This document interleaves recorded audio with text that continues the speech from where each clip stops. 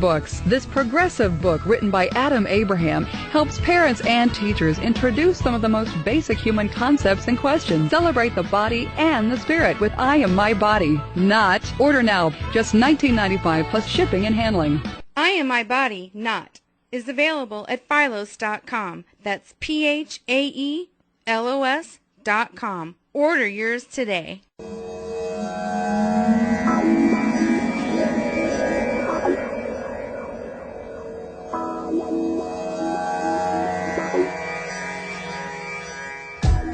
Talk for Food continues here on webtalkradio.net with Adam Abraham. And let's get this going. The knowing feminine voice that you hear will be that of Colleen, Sheldan's partner in life, who shares and clarifies much of what you will and what the audience will hear relative to the Galactic experience and this information that Sheldan is releasing. So let's get right into it with Sheldan Nidle. Start with is about being galactic humans, so I'm going to show you some differentiations on galactic. One question. So how many percentage, like a human-made UFO and real UFOs, it's like what is the ratios? Well, it depends on where you are, but it's about 50-50. 50-50. In other words, the question is sightings, how many are Earth-based and how many are galactic-based? Right. And it's 50-50? Like a U.S. government-made yeah. Yeah. We have lots of them. They can't do much of anything except fly around and try to scare people. So really, the sightings are about 50-50? Oh, wow. Because most of or something. How do you tell most of the Galactic Federation stuff is cloaked. Yeah. But still, I thought that they did their sightings on purpose. Anyway, I thought it was higher, galactically. And of course, the U.S. ships are not cloaked. Right, we're going to show you 3 different kinds of galactic humans and have an idea what they do real quickly. This is from the last video I borrowed this stuff from. Okay, I'm going to use it a different way. Now, this is Syrians. Syrians just absorb their environment, and what they absorb their environment, they mean they absorb everything about it. Its frequencies, its energies, its colors, its sound. Taste. Taste, yes, taste, very important, yes. So they see everything happening. They are hearing the flowers saying what they're saying, hearing the plants talking to one another. They're hearing the animals, and they're constantly seeing how everything is changing by color and sound. So they get pretty well involved with the environment. Now the next one, the Pleiadians, they talk. They believe you should actively interact with your environment. So if the flowers are talking to one another, they'll talk to the flowers. They'll talk to the animals. The Syrians just kind of just absorb it and just help it along.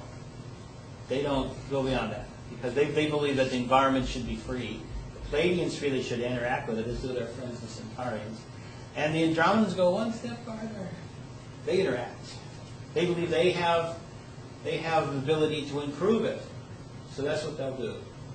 So as you see here, they're talking about doing a makeover for flowers where they figure out ways to make bees attract flowers more and stuff like that. I did that because I wanted to show you there are cultural differences in how galactic humans interact with their environment.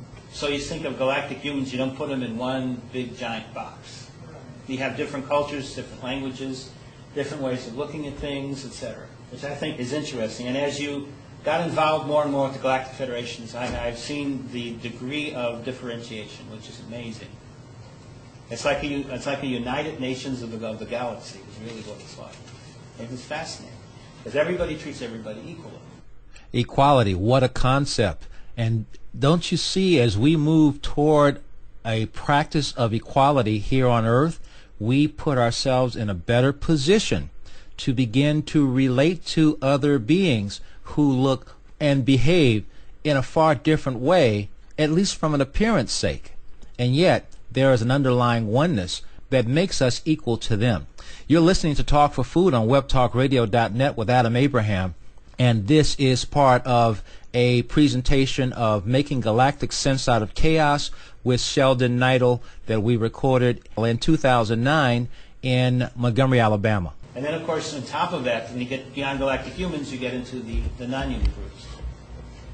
And, of course, I get into my own cultural nuances, especially about big bugs and giant dinosaurs. The dinosaurians come in, and they have a very strict, very strong way of coming in. They just don't come in. It's like, boom.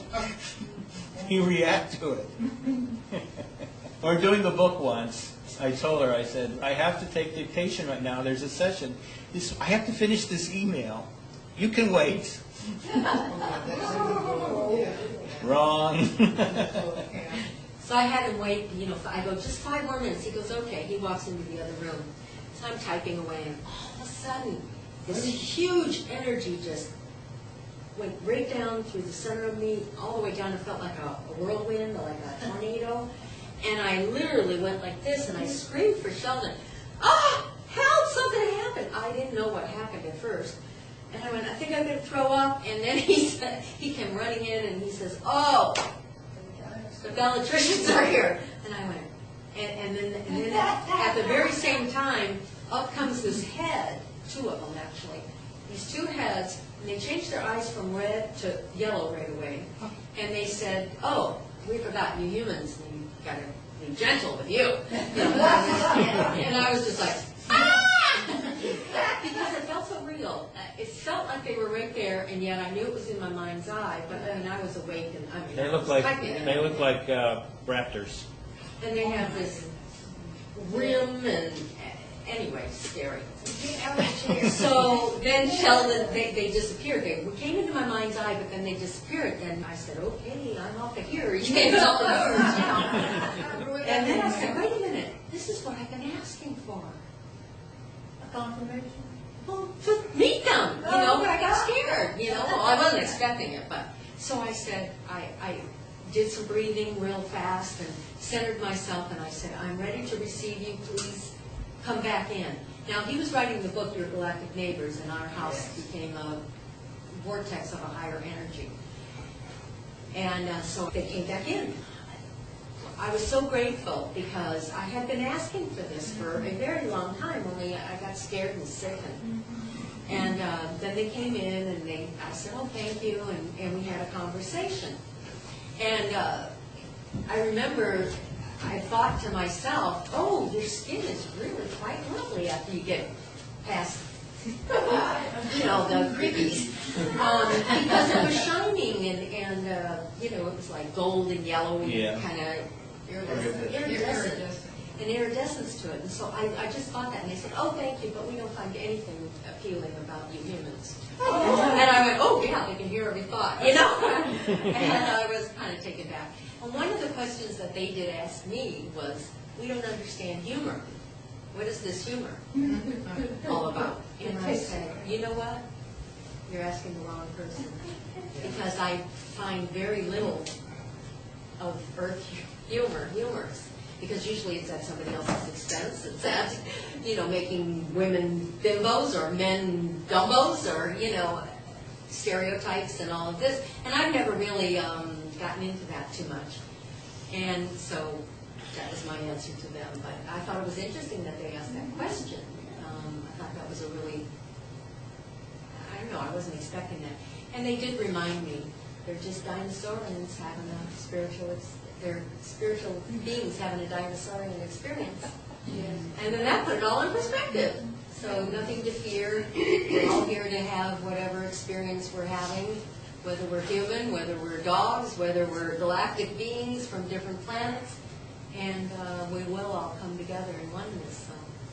And we already are, but we will finally understand it and live it. So there's that. I wasn't going to tell the story, but since he started, I tell it better than he does. Because it did happen to me. Yeah, all the way through all the different creatures. Yes, it was fun. Yeah. But as soon as the book was done, no more. anymore. I couldn't talk to them anymore. The vibration went down, and I wasn't in that vortex. And I thought for sure this was it, you know. Yay! Yep. I had several experiences though. Yeah, very nice one.